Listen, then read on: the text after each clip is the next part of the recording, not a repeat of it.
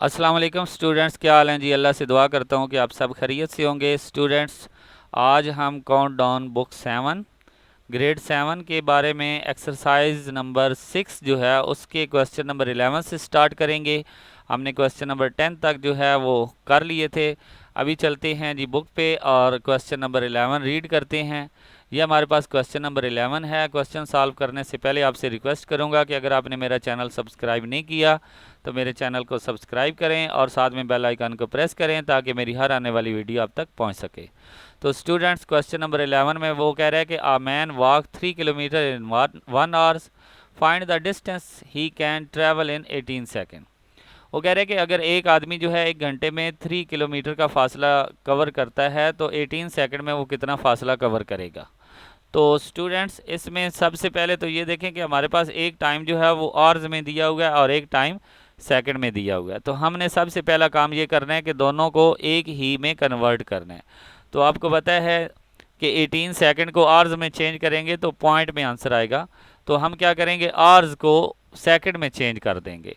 तो चलते हैं रजिस्टर पे और इसको सॉल्व करते हैं जी स्टूडेंट्स। तो ये देखिए हमारे पास डिस्टेंस दिया हुआ है 3 किलोमीटर।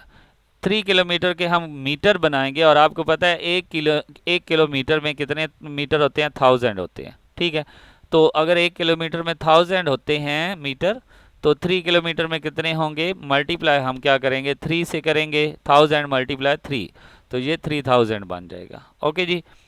अब आपने टाइम को देखना है। टाइम हमारे पास 1 आवर्स है। 1 आवर्स में 60 मिनट होते हैं और मिनट के आगे सेकंड बनाएं तो 60 मल्टीप्लाई 60 क्या बन जाएगा, 3600 सेकंड बन जाएंगे। तो अब वो कह रहे हैं कि अगर टाइम आपको सेकंड दिया जाए 18 सेकंड तो डिस्टेंस कितना होगा। तो स्टूडेंट्स, ऐसे क्वेश्चन हम ऑलरेडी कर चुके हैं। क्वेश्चन नंबर 9 10 सारे ऐसे ही थे।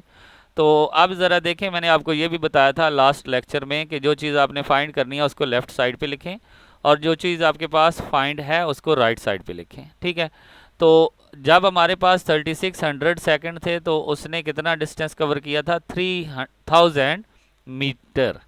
और अब हमारे पास 18 सेकंड है तो डिस्टेंस क्या होगा, x। अब ये देखें कि टाइम हमारे पास कम हो गया है तो डिस्टेंस भी क्या होगा, कम होगा। तो इसको हम कहते हैं डायरेक्ट वेरिएशन। यानी कि मैंने आपको बताया था कि जब एक चीज़ बढ़ाने से दूसरी भी बढ़ जाए या एक चीज़ के कम करने से दूसरी भी कम हो जाए तो उसको हम कहते हैं डायरेक्ट वेरिएशन। ठीक है, ये मैंने पिछले लेक्चर में जब हमने स्टार्ट किया था यूनिट तब मैंने आपको बताया था।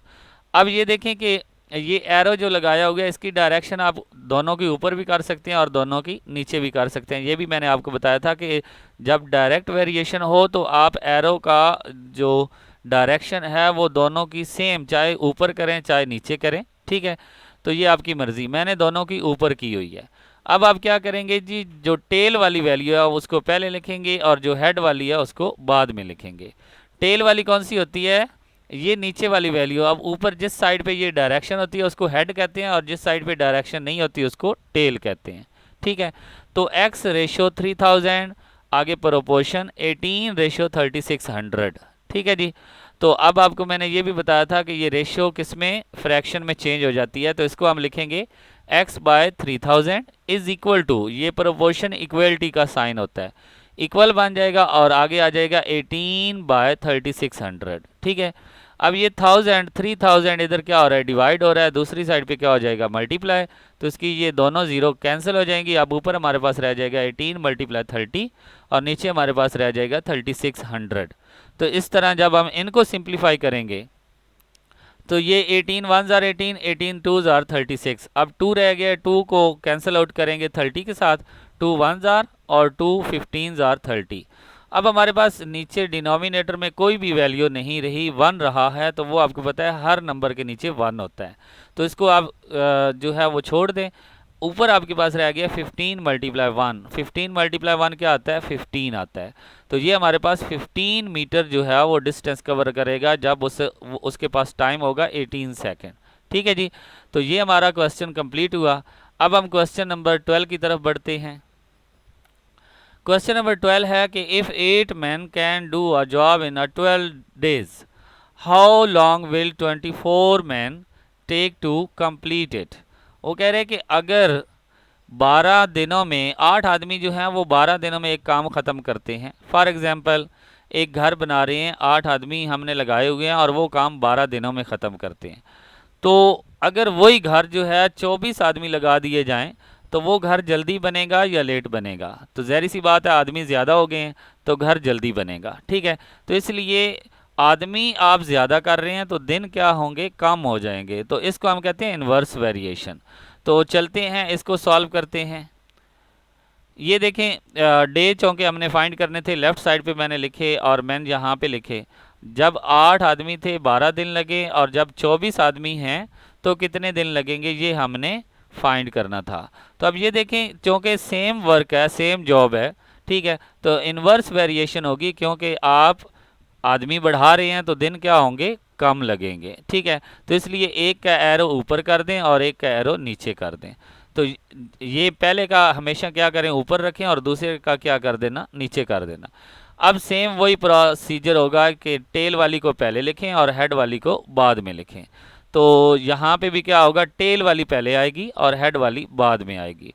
तो इनको फ्रैक्शन में चेंज करें। अब ये 12 इधर डिवाइड हो रहा है, दूसरी साइड पे मल्टीप्लाई हो जाएगा। 12 1 ज़ार 12 और 12 2 ज़ार 24। अब ये 2 जो है ये 8 के साथ कैंसिल आउट होगा, 2 1 ज़ार 2 और 2 4 ज़ार 8। अब हमारे पास क्या आ गया है, 4 आ गया है। तो डेज कितने लगेंगे जी, 4। यानी कि अगर 24 आदमी आप लगा देते हैं तो 4 दिनों में वो आपका काम जो है वो ख़त्म हो जाएगा। इसके बाद क्वेश्चन नंबर 13 में जाते हैं। क्वेश्चन नंबर 13 में वो कह रहे हैं कि if 6 man can do a piece of a work in 20 days. वो कह रहे हैं कि अगर 6 आदमी जो हैं एक काम जो है वो 20 दिनों में करते हैं, how many extra man should be engaged to do the job in 15 days. वो कह रहे हैं कि आप कितने और आदमी लगाएं कि वही काम जो है वो 15 दिनों में ख़त्म हो जाए। तो हम पहले ये चेक करेंगे कि 15 दिनों में कितने आदमी जो हैं वो काम कंप्लीट कर सकते हैं, फिर हम बताएंगे कि हमने और कितने आदमी ऐड किए हैं। यहाँ पे आपको जो है वाज़ेह नज़र आ रहा है कि वो कह रहे हैं कि हाउ मैनी एक्स्ट्रा, यानी कि आदमी आप बढ़ाएंगे। जब आदमी आप बढ़ाएंगे तो दिन क्या हो रहे हैं, कम हो रहे हैं। ठीक है, तो ये क्या होगी, इन्वर्स वेरिएशन होगी। तो चलते हैं रजिस्टर पे, इसको सॉल्व करते हैं। ये हमारे पास है जी, जब हमारे पास 6 मैन थे तो 20 डेज लगे। ठीक है, और जब हमारे पास 15 डेज हैं तो मैन हमने फाइंड करने हैं। तो ये इन्वर्स वेरिएशन है, ज़ाहिर सी बात है, दिन कम हो रहे हैं। ठीक है, तो आदमी हम बढ़ा रहे हैं। ठीक है, तो इसमें भी वैसे ही क्वेश्चन जैसे हमने पिछला क्वेश्चन किया वैसे ही करेंगे, टेल वाली पहले और हेड वाली बाद में। इसमें भी क्या करेंगे, टेल वाली पहले और हेड वाली बाद में। जब इनको सॉल्व करेंगे तो हमारे पास 8 मैन आ जाएंगे। यानी कि अगर 6 आदमी जो है वो 20 दिनों में काम ख़त्म करते हैं तो 8 आदमी जो है वो 15 दिनों में ख़त्म करेंगे। तो अब हमने कितने आदमी और लगाए हैं, पहले 6 थे तो 8 हमें चाहिए 15 दिनों में ख़त्म करने के लिए। तो हम और कितने आदमी लगाएंगे जी, 8 में से 6 को माइनस कर देंगे तो क्या रह जाएगा, 2। यानी कि 2 आदमी हम एक्स्ट्रा एंगेज करेंगे। ठीक है जी, तो ये हमारे पास क्वेश्चन नंबर 13 हो गया। क्वेश्चन नंबर 14 की तरफ बढ़ते हैं। क्वेश्चन नंबर 14 में वो कह रहे हैं कि a man's left saving of a 2,50,000 of his wife to his wife, 2 daughters and a son. Find the value of the share that each receive. वो कह रहे हैं कि एक आदमी जो है वो फोत हो गया है, उसके पीछे एक उसकी मिसेज हैं, यानी कि उसकी वाइफ हैं, उसकी बीवी हैं, और 2 उसकी बेटियां हैं और एक उसका बेटा है। तो आप बताएं कि इन तीनों लोगों को कितने कितने पैसे जो हैं वो मिलेंगे। तो ये मैं आपको बता दूं कि जो किसी बंदे की डेथ हो जाए तो उसकी जो वाइफ होती है, यानी कि जो पीछे बेवा रह जाती है, उसका जो हिस्सा होता है टोटल अमाउंट का 1/8 होता है। यानी कि जितनी भी वो रकम जो है वो छोड़कर मरता है, उसमें से पहले तो देखना चाहिए कि उसने किसी का कोई कर्जा वगैरह तो नहीं देना होता। ठीक है, अगर उसने कोई कर्जा देना है तो पहले वो दे लें।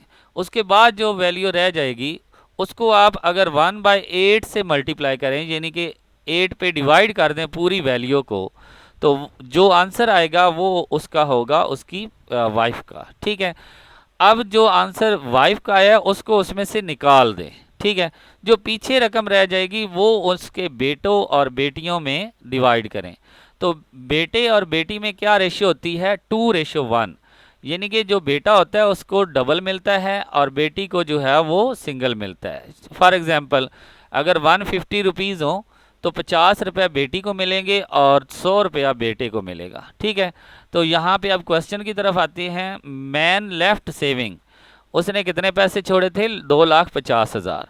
शेयर ऑफ हिज वाइफ, जो उसकी वाइफ का शेयर है वो कितना होगा? 1/8 ऑफ 250। ऑफ का मतलब होता है मल्टीप्लाई। ठीक है, तो अब जब आप इसको 1/8 से मल्टीप्लाई करेंगे तो आपके पास आंसर क्या आ जाएगा?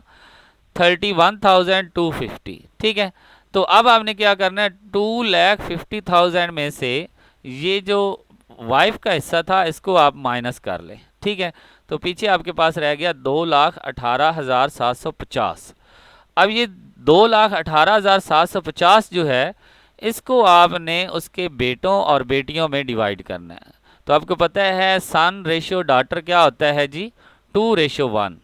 अब उसके बेटे कितने हैं? बेटे उसका एक ही बेटा है। ठीक है, और डॉटर कितनी है? 2 हैं। तो जो रेशियो है उसको आप, सन की जो रेशियो है उसको आप 1 से मल्टीप्लाई करेंगे। ये सन की रेशियो 2 है, इसको 1 से मल्टीप्लाई किया। और जो डॉटर है उसकी रेशियो 1 है और डॉटर कितनी है? 2 है। तो 1 को आप क्या करेंगे? 2 से मल्टीप्लाई करेंगे।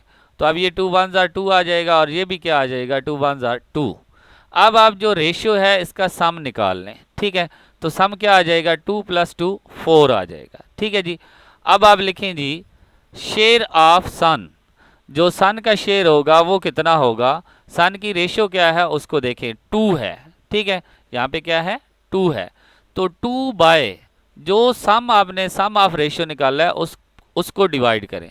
तो ये बन जाएगा 2/4 और आगे मल्टीप्लाई जो रिमेनिंग वैल्यू थी, ये रिमेनिंग वैल्यू 2,18,750, इसको आप यहाँ पे मल्टीप्लाई कर लें। तो जब आप इसको, ये 2 1 2 और 2 2 4, 1/2 रह जाएगा, इसको इससे आप मल्टीप्लाई करेंगे तो क्या बन जाएगा? 1,09,375 रुपये। यानी कि बेटे को मिलेंगे 1,09,375 रुपये। ठीक है, तो इसी तरह शेयर ऑफ 2 डॉटर, 2 डॉटर का शेयर जो होगा वो कितना होगा? उनकी रेशियो देखें क्या है? उनकी रेशियो भी 2 है और सम ऑफ रेशियो क्या है? 4 है। तो ये आ जाएगा 2/4 मल्टीप्लाई जो रिमेनिंग वैल्यू थी 2,18,750 वो आप लगाएंगे। अब ये 2 1 2 2 2 4, तो ये भी 1/2 आ जाएगा। 2,18,000 से इसको मल्टीप्लाई कर दें तो आपके पास आंसर आ जाएगा 1,09,375। अब ये दोनों बेटियों का हिस्सा है 1,09,375। ठीक है, तो इस हिस्से को अब क्या करें? 2 पे डिवाइड कर दें क्योंकि उसकी 2 बेटियां हैं। तो लिखें शेयर ऑफ ईच डॉटर, हर एक बेटी का कितना हिस्सा होगा? ये तो 2 बेटियों का हिस्सा आया है ना, इसको 2 पे डिवाइड करेंगे तो ये हमारे पास आ जाएगा 54,687.50। ये हमारे पास हर बेटी को जो है इतना हिस्सा मिलेगा। ठीक है जी, इसी के साथ हमारा आज का लेक्चर ख़त्म हुआ। इंशाल्लाह नेक्स्ट लेक्चर में क्वेश्चन नंबर 15 से लेकर 18 तक करेंगे। तब तक के लिए इजाज़त दें, अल्लाह हाफिज़। अगर आपने मेरा चैनल सब्सक्राइब नहीं किया तो मेरे चैनल को सब्सक्राइब करें और साथ में बेल आइकन को प्रेस करें ताकि मेरी हर आने वाली वीडियो आप तक पहुंच सके। ओके स्टूडेंट्स, अल्लाह हाफिज़।